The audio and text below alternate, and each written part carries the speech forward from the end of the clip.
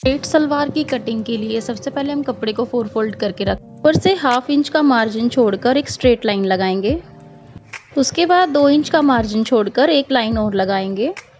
Open वाली side से हमें ऊपर से 1.5 इंच छोड़कर 15 इंच पर एक निशान लगाएंगे। यहाँ हम स्ट्रेट लाइन लगा के यहाँ आसन बना लेंगे। आसन का साइज़ निकालने के लिए hip size divided by 4 plus 4 inch लेना है। यहाँ मेरा 15 इंच आया है। ऊपर बेल्ट के लिए 1.5 इंच छोड़कर हम लेंथ का निशान लगा लेंगे। यहाँ मेरा 38 इंच लेंथ आया है। लेंथ लेने के बाद बॉटम फोल्ड करने के लिए 2.5 इंच पर एक और निशान लगाएंगे और स्ट्रेट लाइन लगा देंगे।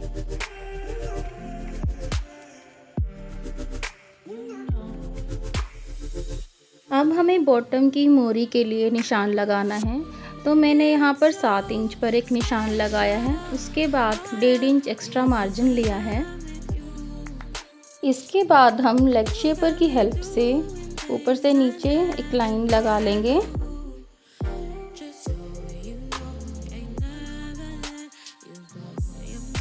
इसके बाद हम यहाँ पे हमने जहाँ 2 इंच का मार्जिन छोड़ा था, वहाँ से आगे जहाँ बंद वाली साइड है वहाँ से हमें डाउन 1 इंच डाउन करना है।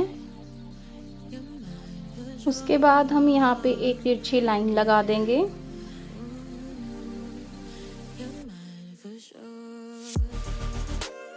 अब हमने सारी मार्किंग कर ली है। अब हम कटिंग करेंगे। बॉटम वाली साइड से हम कटिंग करना स्टार्ट करेंगे। एक्स्ट्रा कपड़े को कट कर देंगे। ये हमारे बेल्ट में या किसी भी तरह से यूज़ आ जाएगा।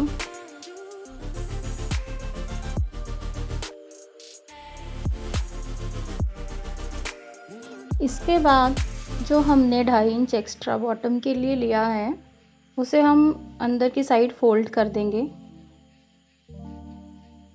और इसको कटिंग करते टाइम फोल्ड ही रहने देंगे।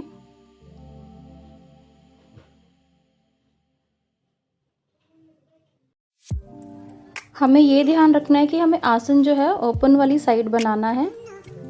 अब हम आसन की कटिंग कर लेंगे।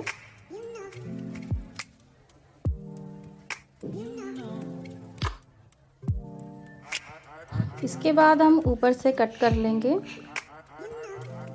यहाँ हम बेल्ट लगाएंगे 1.5 इंच की, जिसका हमने पहले ही मार्जिन छोड़ लिया है। एक्स्ट्रा बेल्ट इसमें हम अटैच करेंगे सिलाई करते टाइम।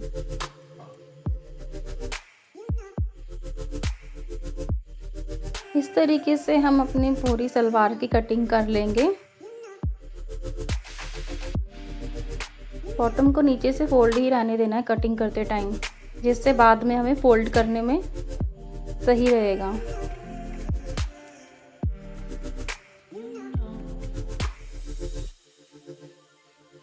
पूरी कटिंग होने के बाद हमने जो बंद वाली साइड है उसके आगे ऊपर एक कट का निशान लगा लेना है दोनों ही पार्ट पे।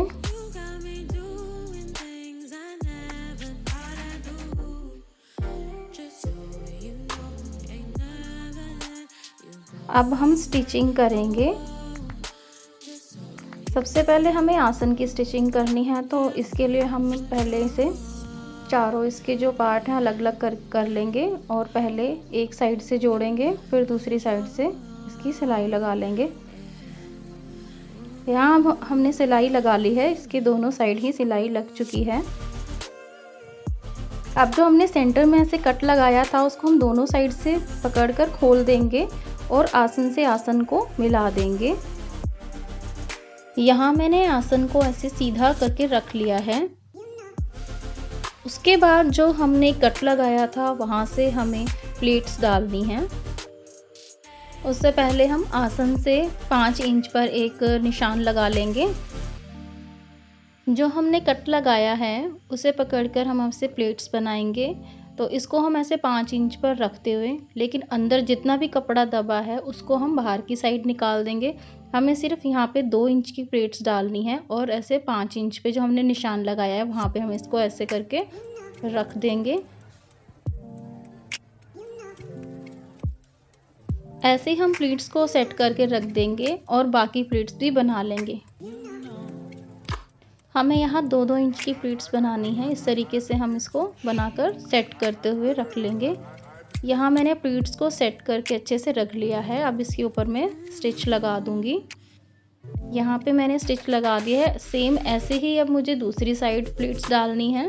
पहले हम 5 इंच पर ऐसे निशान लगा लेंगे और अब पहले की तरह 2 इंच की प्लीट्स हमें बनानी है। तो कट से हमें 2 इंच की प्लीट्स बनाते हुए सारी प्लीट्स को 2-2 इंच का बनाना है। यहाँ हमारी 2-2 इंच की 4 प्लीट्स डलेंगी दोनों साइड। टोटल आसन से 5 इंच का ही मार्जिन रह जाएगा जो कि हमने निशान लगाया था। तो इस तरीके से हमारी प्लीट्स को अच्छे से सेट कर लेना है हमने। और अब दूसरी साइड भी हमें इसे स्टिच कर लेना है। अब हम इसकी बॉटम को स्टिच करेंगे। यहाँ के लिए मैंने 2 इंच की पेस्टिंग ली है। इस पेस्टिंग को अच्छे से कपड़े के बीच में रखकर अच्छे से प्रेस से सेट कर लेंगे। ये अच्छे से इसमें पेस्ट हो जाएगी। इसके बाद जो 1/2 इंच का मार्जिन हमने एक्स्ट्रा लिया था उसे हमें फोल्ड करके सिलाई लगानी है। यहाँ हमारा बॉटम रेडी हो चुका है। अब हम ऊपर बेल्ट के लिए तैयार कर लेंगे। पहले हम अपना पूरा हिप साइज़ चेक कर लेंगे कि कितना आ रहा है। यहाँ मेरा 25 आ रहा है तो मुझे 25 इंच की एक बेल्ट बनानी है। इस बेल्ट को मैंने चौड़ाई में 4 इंच लिया है। क्योंकि 1.5 इंच की मेरी बेल्ट बनेगी तो 1/2 इंच जो है सिलाई के लिए मार्जिन छोड़ा है। अब इस बेल्ट को उल्टे साइड से स्टिच करते हुए चारों तरफ इस पे एक स्टिच लगा लेंगे। बेल्ट को हमने फोल्ड कर लिया है। यहाँ से हमने थोड़ा सा ओपन छोड़ा है। यहाँ से हम अपनी इलास्टिक को डालकर निकाल लेंगे। अब मैंने अपने कमर के हिसाब से जो इलास्टिक है उसको लिया है। जो भी आपकी कमर का साइज़ है उसमें हाफ करके माइनस उसमें 3 इंच कम कर दीजिए। यहाँ मैंने 15 इंच की इलास्टिक ली है। अब इसे मैंने सेफ्टी पिन की हेल्प से मैं इसको इसके अंदर डाल के दूसरी साइड से निकाल लूँगी। दूसरी साइड से इलास्टिक को निकालने के बाद दोनों सिरों को अच्छे से मिलाते हुए इसको हम अच्छे से पक्का कर लेंगे। अच्छे से इसे स्टिच कर लगा लेंगे। अब जो हमने इसमें ओपन साइड रखा था उस पर भी हम स्टिच लगा लेंगे। लेकिन ध्यान रखना हमें इलास्टिक के ऊपर स्टिचिंग इस पर नहीं करनी है। इसके बाद हम अपनी बॉटम के लिए इस पर मोरी का निशान लगाएंगे। तो मोरी के लिए हमने 7 इंच पर निशान लगाया है। इसके बाद 7 इंच पर निशान लगाने के साथ ऊपर 1/2 इंच एक्स्ट्रा लेना है और थोड़ी शेप देनी है। यहाँ हमें 1/2 इंच ही एक्स्ट्रा लेना है। ज़्यादा लेने से तीखी सी नोक अच्छी नहीं लगती है। इस तरीके से हमें स्टिच कर लेना है इसको। अब हमारी ये स्टिच हो चुका है। ये है मेरी सलवार का फाइनल लुक। तो प्लीज़ कमेंट करके ज़रूर बताइए कि आपको कैसी लगी। पहनने में ये बहुत ही कंफर्टेबल है।